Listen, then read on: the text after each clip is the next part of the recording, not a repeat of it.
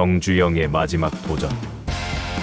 2부 사막에서 그리고 판문점에서. 안녕하세요, 여러분.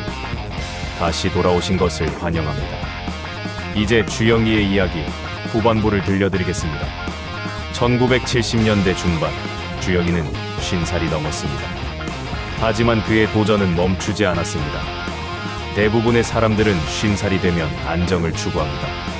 쌓아온 것을 지키려 합니다. 더 이상 큰 모험을 하지 않습니다. 그러나 주영이는 달랐습니다. 그는 더 큰 꿈을 꾸었습니다. 이번에는 세계를 무대로 했습니다. 그 무대는 바로 중동이었습니다. 1970년대 석유값이 폭등하면서 중동 국가들이 갑자기 부자가 되었습니다. 1973년 석유 파동 이후 석유값은 하루아침에 4배로 뛰었습니다. 사우디아라비아, 쿠웨이트, 아랍에미리트 같은 나라들은 엄청난 오일 달러를 벌어들였습니다. 그들은 도로를 만들고 건물을 짓고 항구를 만들고 싶어 했습니다. 사막 위에 현대 도시를 세우려는 야심찬 계획이었습니다. 세계 각국의 건설 회사들이 몰려들었습니다. 미국의 백택, 유럽의 부이그, 일본의 가지마 건설. 이름만 들어도 알만한 대기업들이었습니다. 그들은 수십 년의 경험과 최첨단 기술을 가지고 있었습니다. 자본도 풍부했고 국제적인 명성도 있었습니다. 그때 주영이가 말했습니다. 우리도 중동으로 가자. 직원들이 놀랐습니다. 간부 회의실이 술렁였습니다. 사람들이 말렸습니다. 사장님, 거긴 너무 멉니다. 날씨도 너무 덥습니다. 언어도 안 통하고 문화도 다릅니다. 무슬림 문화는 우리와 완전히 달라요. 그리고 사장님, 우리가 무슨 경쟁력이 있습니까? 미국이나 일본 회사들이 이미 다 차지했습니다. 하지만 주영이는 단호했습니다. 세계로 나가야 해. 한국에만 있으면 안 돼. 한국은 작은 나라야. 여기서만 일하면 결국 한계가 온다. 세계로 나가야 진짜 큰 기업이 될 수 있어. 그는 계속 말했습니다. 미국 회사들은 비싸. 유럽 회사들도 비싸. 일본 회사들도 비싸. 하지만 우리는 달라. 우리는 더 싸고 더 빠르고 더 열심히 할 수 있어. 그리고 우리에겐 절실함이 있어. 그게 우리의 무기야. 1976년 그는 사우디아라비아로 향했습니다. 비행기가 착륙했습니다. 문을 열자마자 뜨거운 공기가 밀려왔습니다. 그곳은 사막이었습니다. 낮에는 50도가 넘고 밤에는 영하로 떨어졌습니다. 끝없는 모래 언덕만 보였습니다. 초록색이라고는 하나도 없었습니다. 동행한 직원이 말했습니다. 사장님, 여기서 어떻게 공사를 합니까? 주영이는 사막을 바라보며 말했습니다. 울산도 처음엔 갯벌이었어. 갯벌을 메워서 조선소를 만들었잖아. 사막이든 바다든 인간의 의지로 극복할 수 있어. 샵샵 첫 계약을 향한 도전. 사우디 정부와의 미팅이 있었습니다. 수십억 달러짜리 항만 건설 프로젝트. 주베일 항만 건설 프로젝트였습니다. 페르시아만의 거대한 상업 항구를 만드는 계획이었습니다. 세계 유수의 기업들과 경쟁해야 했습니다. 회의실에 들어서니 미국, 유럽, 일본 회사 대표들이 앉아 있었습니다. 그들은 고급 양복을 입고 두꺼운 제안서를 가지고 있었습니다. 그들은 현대건설팀을 보고 속으로 비웃었습니다. 미국 회사 대표가 먼저 발표했습니다. 우리는 파나마 운하 건설에 참여했습니다. 뉴욕에 마천루를 세웠습니다. 유럽 회사 대표도 발표했습니다. 우리는 200년 전통의 회사입니다. 유럽 전역에 우리가 만든 건축물이 있습니다. 일본 회사 대표도 발표했습니다. 우리는 최첨단 기술을 보유하고 있습니다. 정밀함에서는 누구도 우리를 따라올 수 없습니다. 현대건설의 발표 차례가 왔습니다. 주영이는 천천히 일어났습니다. 그의 손에는 화려한 자료가 없었습니다. 그저 사진 몇 장뿐이었습니다. 주영이는 말했습니다. 우리는 가난한 나라에서 왔습니다.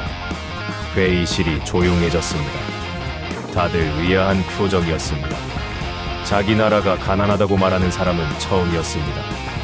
하지만 가난에서 벗어나는 방법을 압니다. 그는 첫 번째 사진을 보여줬습니다. 경부고속도로 건설 사진이었습니다. 전쟁의 폐허에서 도로를 만들었습니다. 돈도 없고 장비도 없었습니다. 하지만 2년 6개월 만에 428km 고속도로를 완성했습니다. 세계 건설 역사상 가장 빠른 기록입니다. 사우디 관리들이 고개를 들었습니다. 조금 흥미로워하는 표정이었습니다. 두 번째 사진을 보여줬습니다. 울산 조선소 사진이었습니다. 갯벌 위에 조선소를 세웠습니다. 기술도 없었습니다. 설계도도 없었습니다. 하지만 2년 만에 세계 최대 규모의 조선소를 만들었습니다. 지금 그 조선소에서는 세계에서 가장 큰 배들이 만들어지고 있습니다.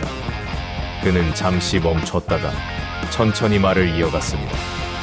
우리는 불가능을 가능으로 만드는 사람들입니다.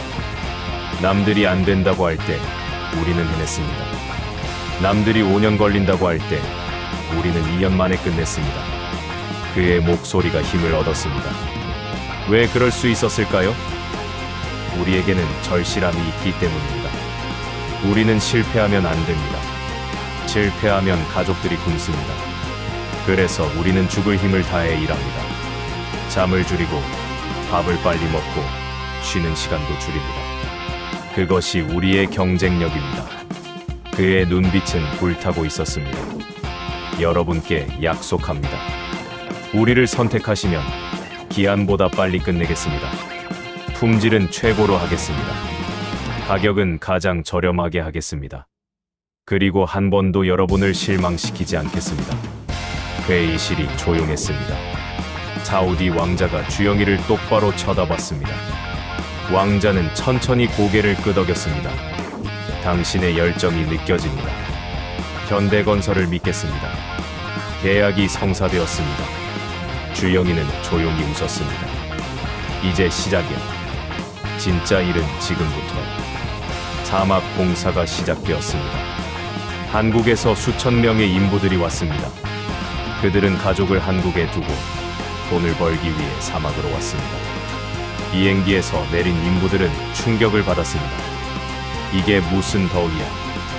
낮에는 50도의 더위, 밤에는 영하의 추위. 모래바람은 눈앞을 가렸습니다. 텐트를 치고 임시 막사를 만들었습니다. 하지만 텐트 안도 더웠습니다. 에어컨은 없었습니다. 물도 귀했습니다. 바닷물을 정화해서 써야 했습니다. 밥도 제대로 못 먹었습니다. 모래가 밥그릇에도 들어갔습니다. 일주일이 지나자 인부들이 힘들어했습니다. 사장님, 너무 힘듭니다. 이건 사람이 할 일이 아닙니다. 차라리 한국으로 돌아가겠습니다. 그러자 주영이는 말했습니다. 나도 여기 있다. 조금만 더 힘내자. 그는 인부들과 함께 텐트에서 잤습니다. 같은 밥을 먹고 같은 물을 마셨습니다. 화장실 같은 건 없었습니다. 에어컨 있는 사무실도 거부했습니다. 리더는 함께 먹고 자야 한다. 그래야 진심이 통한다. 내가 시원한 데서 자면서 어떻게 너희에게 힘내라고 말할 수 있겠냐. 새벽 4시 주영이는 제일 먼저 일어났습니다. 인부들을 깨웠습니다. 자, 일어나자. 해가 뜨기 전에 일해야 해. 해가 뜨면 너무 더워서 일할 수 없었습니다. 그래서 새벽과 저녁에만 일했습니다. 한낮에는 텐트에서 쉬어야 했습니다. 그 시간에 주영이는 인부들과 이야기를 나눴습니다. 고향이 어디야? 가족은 잘 있어. 아이들은 몇이야? 인부들은 가족 이야기를 했습니다. 그리고 울었습니다. 사장님, 보고 싶습니다. 주영이도 눈시울이 붉어졌습니다. 나도 보고 싶어. 하지만 조금만 참자. 우리가 여기서 번 돈으로 아이들 대학 보내고 집도 사고 행복하게 살 수 있어. 지금은 힘들지만 나중에 웃을 수 있어. 그는 또 말했습니다. 그리고 우리가 여기서 잘해야 다른 한국 회사들도 올 수 있어. 우리가 실패하면 한국은 후진국으로 남는 거야. 하지만 우리가 성공하면 한국의 위상이 올라가는 거야. 우리는 돈만 벌러 온 게 아니야. 한국의 이름을 알리러 온 거야. 인부들이 감동했습니다. 저분을 위해서라면 뭐든지 하겠습니다. 다음 날부터 분위기가 달라졌습니다. 인부들은 더 이상 불평하지 않았습니다. 오히려 서로를 격려했습니다. 힘내. 우리 가족 생각하자. 우리가 한국을 빛내는 거야. 공사 속도가 빨라졌습니다. 그런데 문제가 생겼습니다. 모래바람이 장비를 망가뜨렸습니다. 크레인이 고장났습니다. 트럭도 멈췄습니다. 직원이 보고했습니다. 사장님, 장비를 한국에서 새로 가져와야 합니다. 그러면 한 달은 걸립니다. 한 달이면 공사가 늦어집니다. 약속을 못 지키는 겁니다. 주영이는 단호하게 말했습니다. 안 돼. 고쳐서 쓴다. 정비팀이 밤새 장비를 구매했습니다. 모래를 털어내고 부품을 닦고 기름을 갈았습니다. 부품이 없으면 만들었습니다. 철판을 잘라서 끼워 맞췄습니다. 3일 밤낮을 작업했습니다. 마침내 장비가 다시 움직였습니다. 환호성이 터졌습니다. 해냈다. 주영이는 정비팀을 안아줬습니다. 잘했어. 역시 우리는 할 수 있어. 또 다른 문제가 생겼습니다.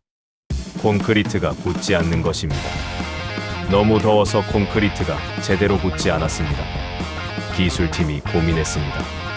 사장님, 이 더위에서는 콘크리트 작업이 불가능합니다. 그럼 어떻게 하면 되는데? 온도를 낮춰야 합니다. 어떻게? 얼음을 넣으면 됩니다. 그럼 얼음을 구해. 한국에서 냉동 컨테이너를 가져왔습니다. 얼음을 만들어서 콘크리트에 섞었습니다. 온도가 낮아진 콘크리트는 제대로 굳었습니다. 사우디 감독관이 놀랐습니다. 어떻게 이런 방법을 생각했습니까? 주영이는 웃었습니다. 필요하면 방법이 나와요. 공사는 약속한 날보다 빨리 끝났습니다. 품질도 완벽했습니다. 사우디 정부는 감탄했습니다. 준공식에서 사우디 왕자가 말했습니다. 감사합니다. 당신은 진정한 파트너입니다. 앞으로도 계속 함께 일하고 싶습니다. 현대건설의 이름은 중동 전역에 퍼졌습니다. 리비아, 쿠웨이트, 이라크, 오만, 바레인, 중동 곳곳에서 연락이 왔습니다. 1980년대 현대건설은 중동의 전설이 되었습니다.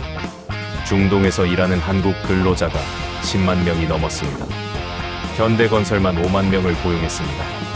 수백억 달러의 공사를 완수했고 그 돈은 한국 경제의 숨통이 되었습니다. 당시 한국은 외화가 부족했습니다. 수입하려면 달러가 필요했는데 달러를 벌 방법이 없었습니다. 그런데 중동에서 벌어온 달러가 한국을 살렸습니다. 경제학자들은 말했습니다. 중동 특수가 없었다면 한국 경제는 무너졌을 것입니다. 정주영 회장이 나라를 구한 겁니다. 하지만 주영이는 자만하지 않았습니다. 아직 멀었어. 더 잘해야 해. 우리가 지금 잘한다고 교만하면 금방 망한다. 항상 겸손하고 항상 노력해야 해. 그때 위기가 찾아왔습니다. 리비아에서 공사 대금을 주지 않는 것입니다. 수억 달러의 손실. 현대건설은 리비아에서 대규모 도로 건설 공사를 완료했습니다. 약속한 날짜에 약속한 품질로. 그런데 리비아 정부가 돈을 주지 않았습니다. 한 달이 지났습니다. 2달이 지났습니다. 3달이 지났습니다. 돈은 오지 않았습니다. 직원들이 걱정했습니다. 사장님, 어떻게 하시겠습니까? 리비아 정부를 상대로 소송을 걸까요? 주영이는 고개를 저었습니다. 그러면 시간이 너무 오래 걸려. 법적으로 싸우면 몇 년은 걸린다.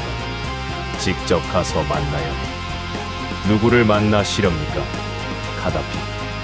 모두가 놀랐습니다. 사장님, 카다피 대통령은 만나기가 거의 불가능합니다. 그리고 그 사람은 무서운 독재자입니다. 주영이는 단호했습니다. 그래도 가야 해. 내가 직접 말해야 통한다. 1984년 주영이는 직접 리비아로 날아갔습니다. 가다피 대통령을 만나기 위해 대기했습니다. 하루, 이틀, 사흘, 일주일이 지났습니다. 드디어 연락이 왔습니다. 대통령이 만나주시겠습니다. 가다피의 집무실로 안내되었습니다. 엄중한 경비, 긴장된 분위기. 가다피 대통령이 앉아 있었습니다. 군복을 입고 선글라스를 낀 채 주변에는 무장한 군인들이 둘러싸고 있었습니다. 주영이는 당당하게 말했습니다. 대통령 각하, 우리는 약속을 지켰습니다. 약속한 날짜에 완성했고 품질도 최고였습니다. 리비아의 사막을 가로지르는 1200km 고속도로를 만들었습니다. 이제 각하께서 약속을 지킬 차례입니다. 가다피가 노려봤습니다. 긴장된 순간이었습니다. 군인들이 총을 움켜쥐었습니다. 주영이는 물러서지 않았습니다. 눈을 똑바로 보고 서 있었습니다. 각하, 우리는 정직한 사람들입니다. 거짓말하지 않습니다. 속이지 않습니다. 우리는 약속을 지키는 사람들입니다. 그리고 각하도 약속을 지키는 분이라고 믿습니다. 침묵이 흘렀습니다. 30초, 1분, 2분. 그러나 잠시 후 가다피가 웃었습니다. 당신 같은 사람은 처음 봅니다. 대부분의 사업가들은 나를 무서워합니다. 벌벌 떱니다. 하지만 당신은 다르군요. 당당합니다. 좋습니다. 돈을 드리겠습니다. 가다피는 손을 들었습니다. 지금 당장 현대건설에 공사대금을 지불하라. 전해금. 위기가 해결되었습니다. 그의 당당함이 통했던 것입니다. 리비아를 떠나며 직원이 물었습니다. 사장님, 무섭지 않으셨습니까? 주영이는 웃었습니다. 무섭지. 하지만 두려워하면 지는 거야. 상대가 아무리 강해도 우리가 정직하고 떳떳하면 이길 수 있어. 그게 내가 배운 거야. 1990년대 후반, 주영이는 70이 넘었습니다. 보통 사람이라면 은퇴할 나이. 손자들 보면서 편안히 지낼 나이. 그러나 그의 마지막 꿈은 돈이나 사업이 아니었습니다. 그것은 평화였습니다. 한반도는 여전히 긴장 상태였습니다. 남과 북은 서로를 총으로 겨누고 있었습니다. 50년 가까이. 가족들은 헤어진 채였습니다. 주영이도 마찬가지였습니다. 그의 고향은 북한 강원도 통천이었습니다. 아버지 무덤도 거기 있었습니다. 50년 동안 가지 못했습니다. 꿈에서만 고향을 봤습니다. 죽기 전에 한 번만이라도 고향에 가고 싶다. 1998년 84세 나이에 그는 또 한 번 세상을 놀라게 했습니다. 소 1001마리를 북한에 보내겠다고 발표한 것입니다. 사람들이 물었습니다. 왜 소를 보내십니까? 왜 1001마리입니까? 주영이는 잠시 생각하다가 말했습니다. 17살에 소 한 마리를 팔고 서울로 갔지. 그때 아버지가 키우던 소였어. 내가 몰래 팔았어. 그 소 값으로 서울 가는 기차를 탔고, 그래서 지금의 내가 있어. 이제 그 소 값을 갚으려고, 1000배로 갚으려고. 그래서 1001마리야. 사람들이 감동했습니다. 하지만 반대도 많았습니다. 북한은 적국입니다. 왜 적에게 소를 줍니까? 비난이 쏟아졌습니다. 주영이는 조용히 말했습니다. 북한도 우리 동포야. 그들도 배고파. 아이들도 굶고 있어. 같은 언어를 쓰고 같은 조상을 가진 사람들이야. 도와야지. 우리가 도와야 해. 1998년 6월 트럭 500대의 소를 실었습니다. 장관이었습니다. 트럭 행렬이 끝없이 이어졌습니다. 전 국민이 지켜봤습니다. TV에서 생중계했습니다. 그는 직접 소떼를 이끌고 판문점을 향했습니다.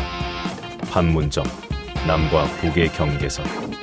수십 년 동안 총으로 겨눈 곳. 주영이는 그 선을 넘었습니다. 그 순간 그는 눈물을 흘렸습니다. 내 고향이다. 내가 태어난 곳이야. 50년 만에 고향 강원도 통천의 땅을 밟았습니다. 북한 사람들이 나와서 맞았습니다. 처음엔 경계했습니다. 하지만 소들을 보고 주영이의 눈물을 보고 마음이 열렸습니다. 한 북한 노인이 다가왔습니다. 고향이 어디십니까? 동천입니다. 여기가 내 고향이에요. 아, 그러십니까? 어서 오십시오. 노인이 주영이의 손을 잡았습니다. 두 사람 모두 눈물을 흘렸습니다. 이제는 싸우지 맙시다. 함께 삽시다. 소들을 전달했습니다. 북한 사람들이 고마워했습니다. 감사합니다. 정말 감사합니다. 이 소들로 우리 아이들이 우유를 마실 수 있습니다. 그 후 그는 김정일 위원장을 만났습니다. 평양으로 초대받았습니다. 역사적인 순간이었습니다. 김정일 위원장이 물었습니다. 왜 이런 일을 하십니까? 주영이는 솔직하게 말했습니다. 여기가 내 고향이기 때문입니다. 그리고 우리는 같은 민족이기 때문입니다. 언젠가는 다시 하나가 되어야 하지 않겠습니까? 김정일이 고개를 끄덕였습니다. 그렇습니다. 언젠가는. 주영이는 제안했습니다. 금강산 관광은 어떻습니까? 금강산은 정말 아름다운 곳입니다. 남쪽 사람들이 와서 보면 좋겠습니다. 관광객들이 오면 북한에도 도움이 될 겁니다. 김정일이 생각했습니다. 좋습니다. 해봅시다. 그 결과 금강산 관광길이 열렸습니다. 1998년 11월 첫 관광선이 출항했습니다. 남한 사람들이 북한 땅을 밟았습니다. 50년 만에 금강산을 보고 사람들은 울었습니다. 아, 정말 아름답구나. 우리 땅이구나. 우리 산이구나. 이산가족들도 만날 수 있게 되었습니다. 50년 만에 가족을 만나는 사람들. 그들은 서로를 부둥켜 안고 울었습니다. 어머니, 아들아, 오빠, 동생. 주영이는 멀리서 그 모습을 지켜봤습니다. 그리고 조용히 눈물을 닦았습니다. 그는 조용히 말했습니다. 소 한 마리보다 평화가 더 비싸다. 돈보다 중요한 게 평화야. 우리가 함께 살 수 있다면 그게 가장 큰 성공이야. 하지만 그의 몸은 이미 지쳐 있었습니다. 평생 쉬지 않고 일한 몸. 새벽부터 밤늦게까지 일한 몸. 병이 찾아왔습니다. 암이었습니다. 의사가 말했습니다. 회장님, 이제 쉬셔야 합니다. 입원하셔야 합니다. 주영이는 고개를 저었습니다. 아직 할 일이 많아. 금강산 사업도 계속해야 하고 북한과의 교류도 이어가야 해. 아직 쉴 수 없어. 2001년 초 몸이 더 나빠졌습니다. 걷기도 힘들어졌습니다. 그래도 그는 계속 일했습니다. 병상에서도 보고를 받았습니다. 직원들이 와서 회사 상황을 보고했습니다. 회장님, 이번 분기 실적이 금강산 관광객이 몇 명? 주영이는 고개를 끄덕였습니다. 좋아, 잘하고 있어. 하지만 여기를 더 개선하면 좋겠어. 고객들이 더 만족할 수 있도록. 2001년 3월 그는 병상에서 마지막 보고를 받았습니다. 그의 목소리는 약했지만 눈빛은 여전히 빛났습니다. 직원이 말했습니다. 사장님, 이제 쉬셔야 합니다. 아직 할 일이 많아요. 회장님, 이제는 후배들에게 맡기셔야 합니다. 주영이는 잠시 눈을 감았습니다. 그리고 천천히 말했습니다. 그래, 이제 너희가 할 차례구나. 잘 부탁한다. 그리고 절대 포기하지 마. 힘들어도 어려워도 포기하지 마. 해보면 된다. 항상 해보면 돼. 그해 3월 21일 정주영 회장은 세상을 떠났습니다. 향년 86세. 그의 장례식에는 수많은 국민이 모였습니다. 대통령도, 기업인도, 그리고 평범한 사람들도 함께했습니다. 한 노인은 말했습니다.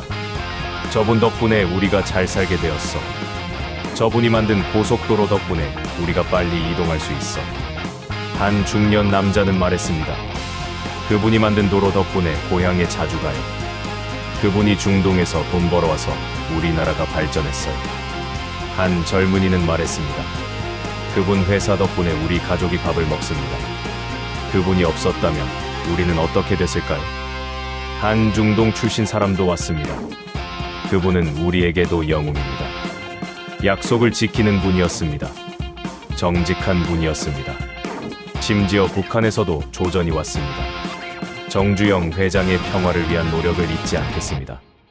그의 묘비에는 이렇게 새겨져 있습니다. 이 땅에 태어나서 이 땅을 사랑했고 이 땅을 위해 일했다. 이것이 정주영의 이야기입니다. 그리고 우리 모두에게 남겨진 도전의 유산입니다. 그는 평생 이렇게 말했습니다. 시련은 있어도 실패는 없다. 포기하지 않는 한 실패는 오지 않는다. 그의 삶은 우리에게 묻습니다. 너는 해봤어. 그리고 대답하게 합니다. 응, 해봤어. 그래서 할 수 있었어. 이제 그 정신은 우리 한 사람 한 사람의 마음 속에 살아 있습니다. 오늘도 작은 도전 하나로 시작하세요. 그 한 걸음이 당신의 전설이 될 테니까.